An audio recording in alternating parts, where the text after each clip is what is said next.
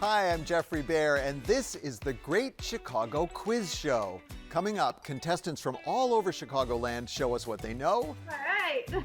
I think you want me to thrive here. That's right, my friend. I think it's the fourth one. That's wrong. Oh, man. Or don't know about the city and suburbs. Tonight, we ask, where's the station to board the Soul Train? We look for the jewels in Chicago's crown, and we dig up some dirt in a backroom deal. All that and more in a minute, but first, as we do each week, we start with a pop quiz just for you at home. So pay attention right now. All right, here's your quiz. Chicago is a Native American word meaning what? I'll have the answer next on the Great Chicago Quiz Show.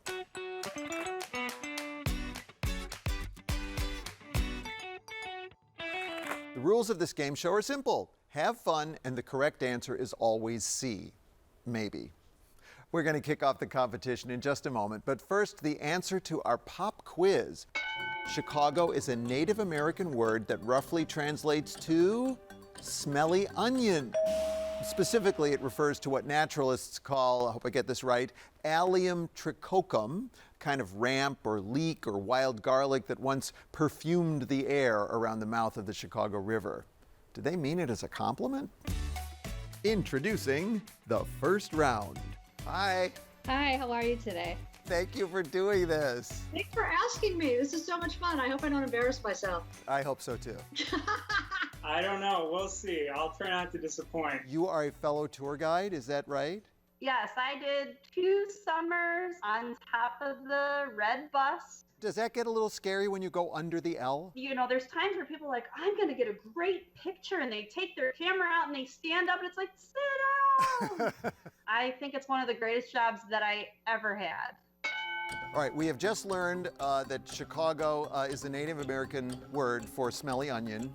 When French explorers and British colonizers arrived in this region, which would have been the late 1600s, early 1700s, many of the local Native Americans belonged to a confederation of tribes called the Council of the Three Fires. Those tribes were the Potawatomi, the Ojibwe, and one other. What was the third tribe that was part of the Council of Three Fires? Was it A, the Miami, B, the Illinois, C, the Ottawa, or D, the Sauk?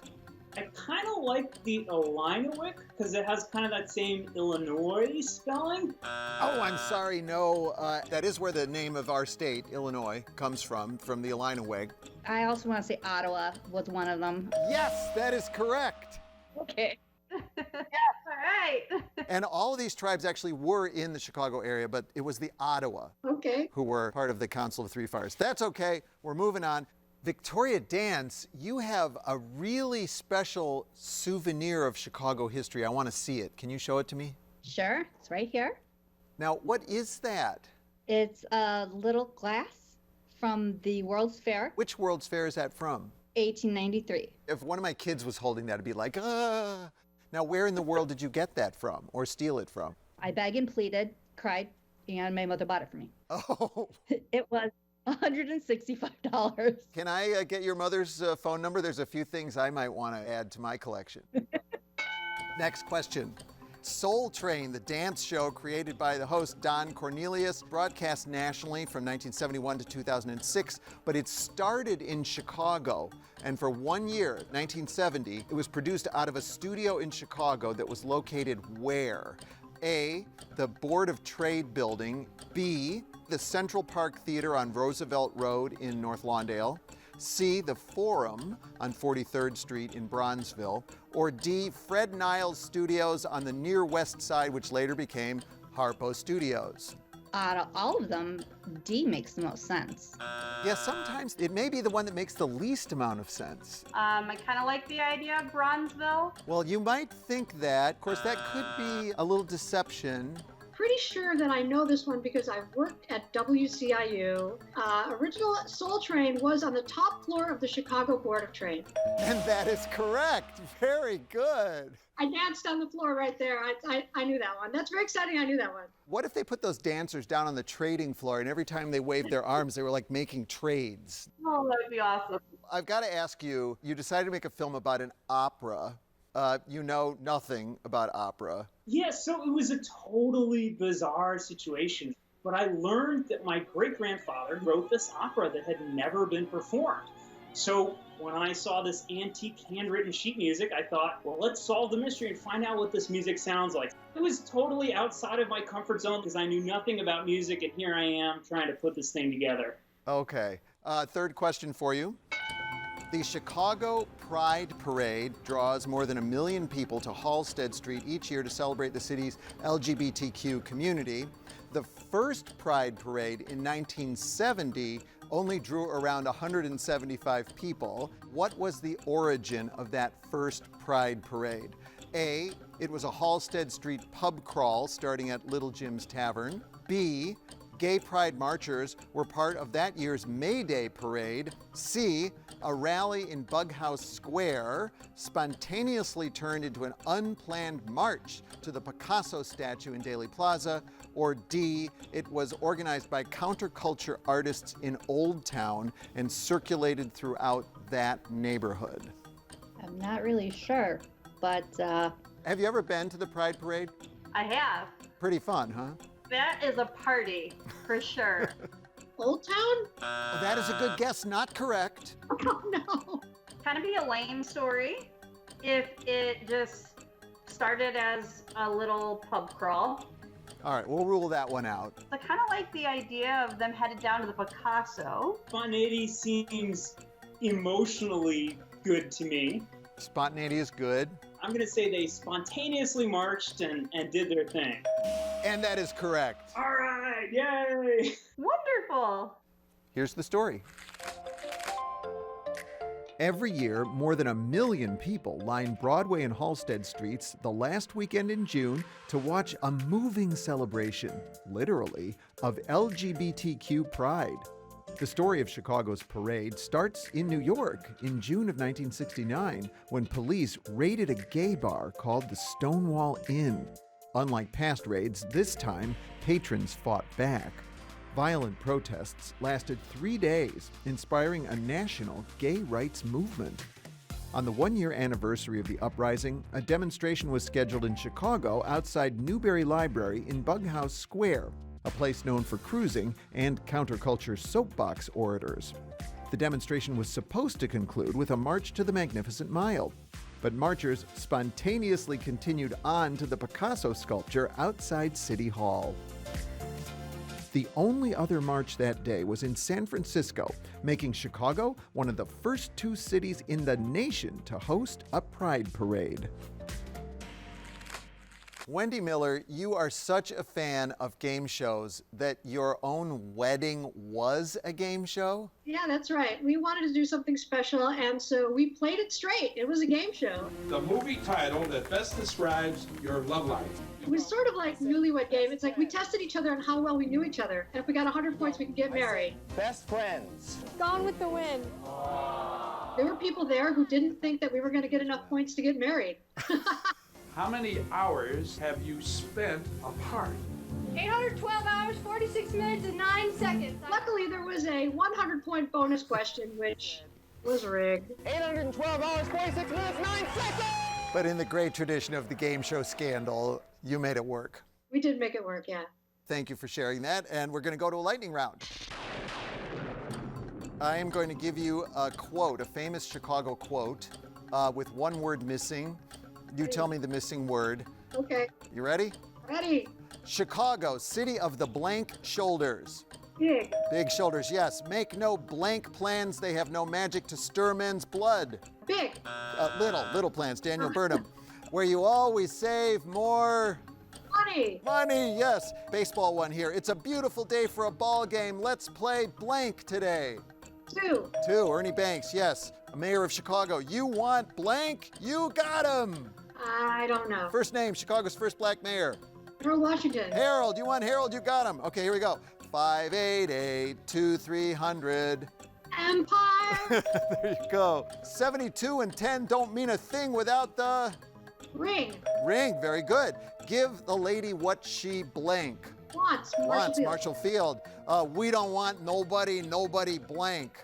I don't know. Scent, cigar chomping alderman, and that is time. Thank you so much, Geoffrey. It's such a pleasure. Thank you for asking me. I had a great time. It was really fun. Thanks a lot. So, all of our contestants have been doing an outstanding job throughout this series. Everyday Chicagoans have represented, but now it's time to raise the stakes, turn up the difficulty level, and bring in 4 special guests for a Chicago expert round. Julia Backrack, Bill Savage, Lee Bay, and Robert Lorzell. That's a tough crowd, man. Lee Bay, writer and photographer, and you've really made it kind of a cause celeb to celebrate underappreciated architecture, and particularly on the South Side. Indeed, particularly modernist buildings, but the whole catalog, if you will, of buildings on the South Side. This is Pride Cleaners at 79th and St. Lawrence. It has this hyperbolic paraboloid roof, just a great piece of architecture, just sitting there. I actually know what a hyperbolic parabola is. It's a self-supporting roof. That's the function of it. That's the purpose of it. We are such geeks, aren't we? I mean, really. I think this first one you might know. Let's see. What famous athlete owned a milk company in Chicago? A, boxer Joe Louis, the Joe Louis Milk Company, Pride You Can Pour.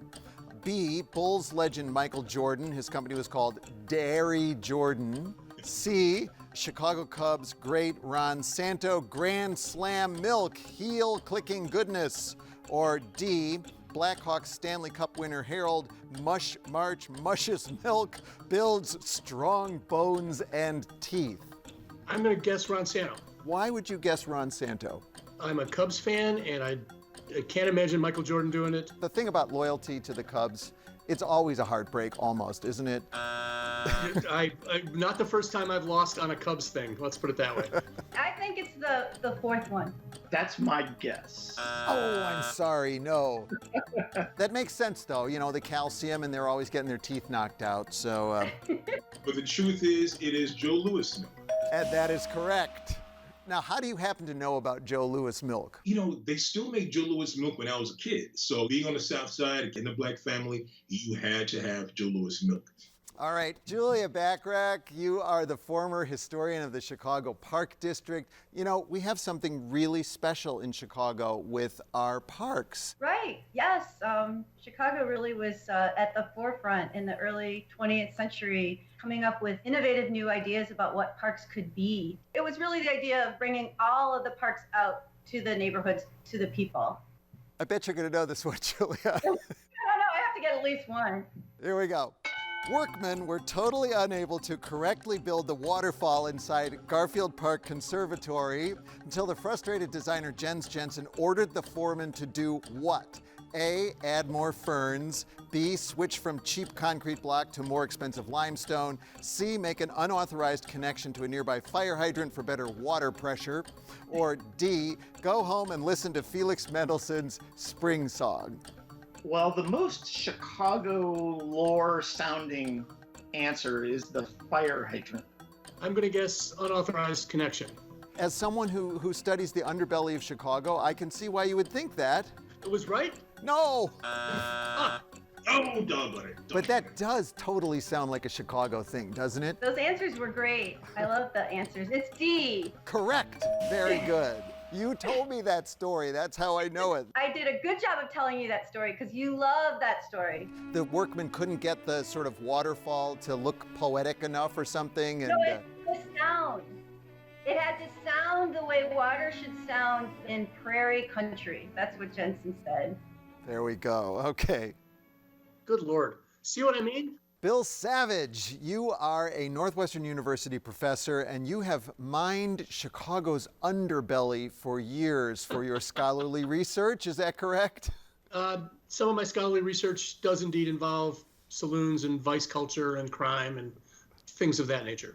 And you have a saloon history in your own family, I understand? Yes, my great-great-grandfather ran saloons, which were basically gambling dens on the south side of Chicago. I tend to think all family legends in Chicago about Al Capone are mostly myth, but apparently sometimes they're true. See, this is why we have the history experts on. Okay, here we go. This one is right in your wheelhouse because it is a saloon question. If I don't get this one right, can we just cancel this whole show? I think maybe we'll just leave you on the cutting room floor. What was the back room of Alderman Johnny Power's saloon in the Loop being used for in 1899? A, a private bank where corrupt politicians could deposit their bribe money. B, the entrance to secretly construct the Chicago freight tunnels without city council permission. C, distilling Chicago's first batch of Malort. Or D, a brothel operated by the Everly sisters. I'm going to rule out the Malort one because I don't like Malort. That's reason enough. Okay, good. We'll wipe that one out. I think it's the Everly sisters. That's wrong. Oh, man.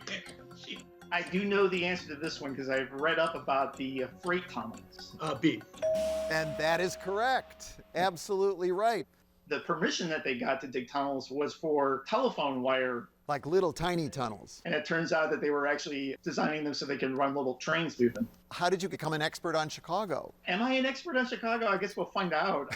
Of course you're an expert on Chicago. Yeah, I wrote a book called Alchemy of Bones, which is a true crime book about the Adolf Lutgert murder case in 1897. Sort of gruesome mystery in which a woman's body disappeared, and the husband who owned a sausage factory was charged with killing her and dissolving the body. So was he convicted? You have to read the book to find out. Ah, available at a bookstore near you. Okay, here we go. Fourth question. On 26th Street, there is a gateway that reads Bienvenidos a Little Village. It was designed by architect Adrian Lozano in a traditional Mexican style. What else did Lozano design? A, the mosaic tile murals on Orozco School in Pilsen.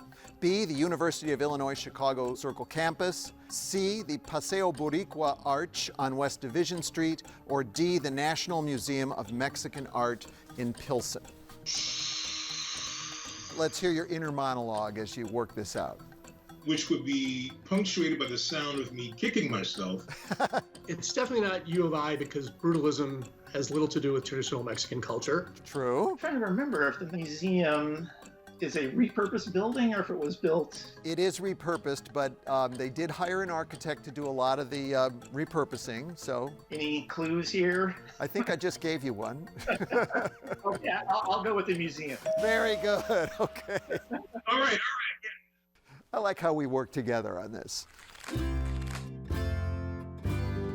In Pilsen, murals and the National Museum of Mexican Art proudly celebrate the neighborhood's culture. To the west, a traditional Mexican arch proclaims Bienvenidos a Little Village, and one man connects them all. Mexican-born architect Adrian Lozano painted Chicago's first Mexican mural in 1941 at Hull House when he was just 20 years old. He designed the Little Village Arch in 1989 in traditional Mexican style, inspired by then Alderman Jesus Chuy Garcia, who wanted a symbol of pride for his neighborhood. One Mexican president donated a clock for the arch, and another rode in a parade beneath it. And Lozano remodeled a nondescript former Park District boathouse, adding iconic Mexican motifs for the largest museum of Mexican art in the country. Lozano died in 2004, leaving a proud legacy for generations to come. Hi, Eve. Nice to meet you. Is that like a vintage ComEd logo on your hat there? I work for ComEd, and I live in a bungalow, so you don't get any more Chicago than that. It's called Secret Chicago, a guide to the weird, wonderful, and obscure. I gotta give you a marketing tip. You've gotta hold up the book longer so we can see that. There you go. It's the third round. What's shaking, Norm? All four cheeks and a couple of chins, Coach. So the iconic sitcom Cheers was set in Boston, but Norm was a complete fraud because, George, you're not from Boston, you are Chicago, true and true, aren't you? That's right, my friend. South side of Chicago. How did you make that left turn into being an actor? Well, I saw Second City late 60s, I thought it was the coolest thing I ever saw because it just looks like a bunch of people goofing off. That I can do. After I'd been in the workshops for about a year, my teacher, Josephine Forsberg, said, I think you might be ready for the children's show. I was like, oh my God, that's amazing. And she hands me a broom and a dustpan.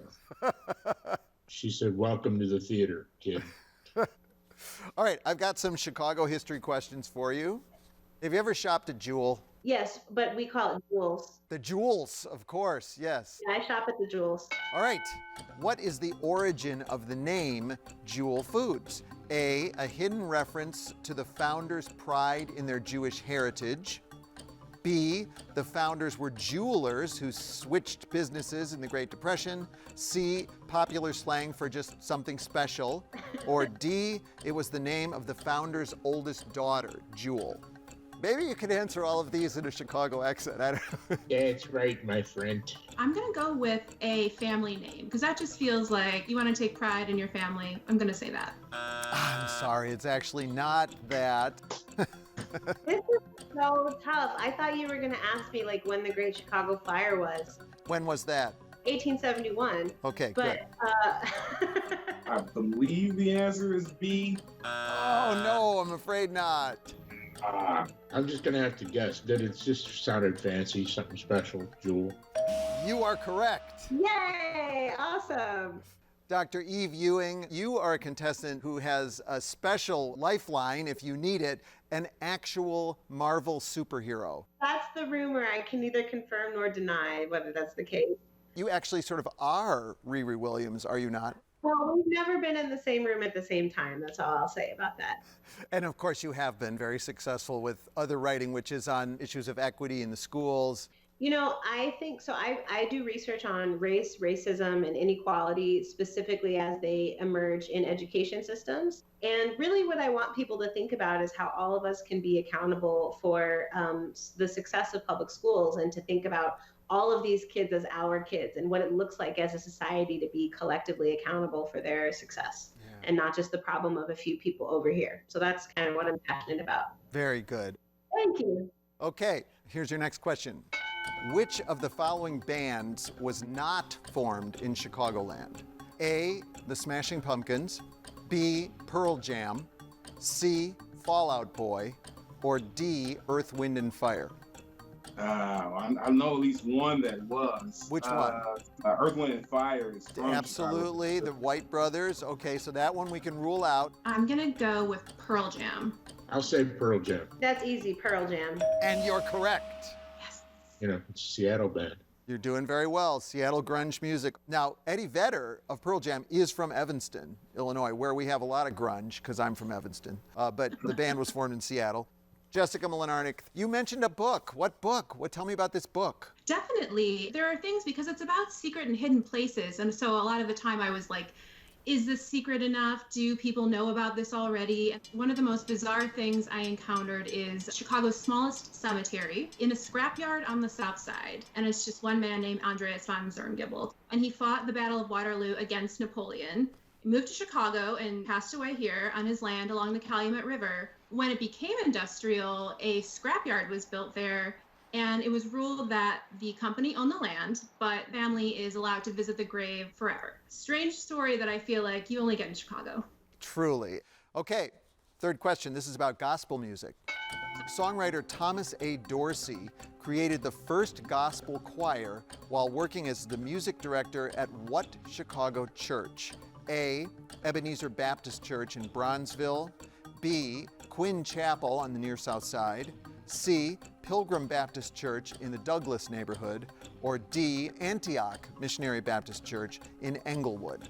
This is so tricky, Geoffrey. You know, I said Pilgrim before the options were even on the table, but you're really making me second guess myself, and I think you want me to thrive here. I do. I want you to thrive. I'm going to say Quinn Chapel AME.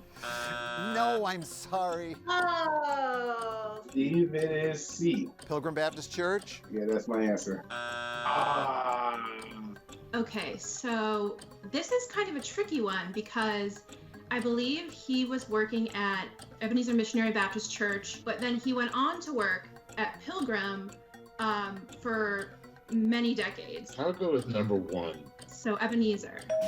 Absolutely. That is varsity knowledge. What can I tell you? I'm sort of a genius. It's a gift.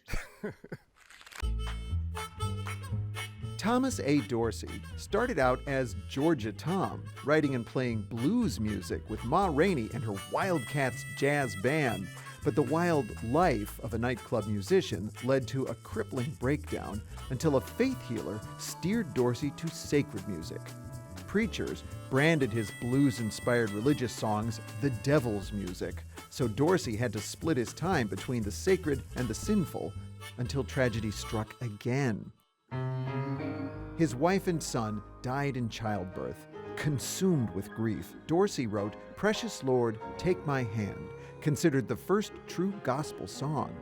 After leading the choir at Ebenezer Baptist Church, Dorsey moved to Pilgrim Baptist, a former synagogue celebrated for its acoustics, where he worked for decades and collaborated with legends like Mahalia Jackson.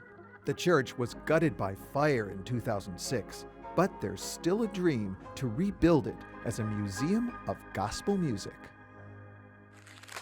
All right, as we do every week, I don't get off the hook. We bring back one of our contestants for the Contestants' Revenge, where they get to ask me a question and see how much I know. And to do that, we've brought back Sherman Thomas. Hey, how are you doing, Geoffrey? So just in case you thought TikTok was only for 15-year-olds, here's a guy who has a TikTok channel of Chicago history. Tell me about it. 3 cool things invented in the city. My children were on TikTok, and I figured there needed to be a way for them to learn about the city that they were from. Vincent's Avenue is named after this gentleman whose name I'm not even going to try to say. So I figured the best way to reach them is their phones, and that's why I started the TikTok channel.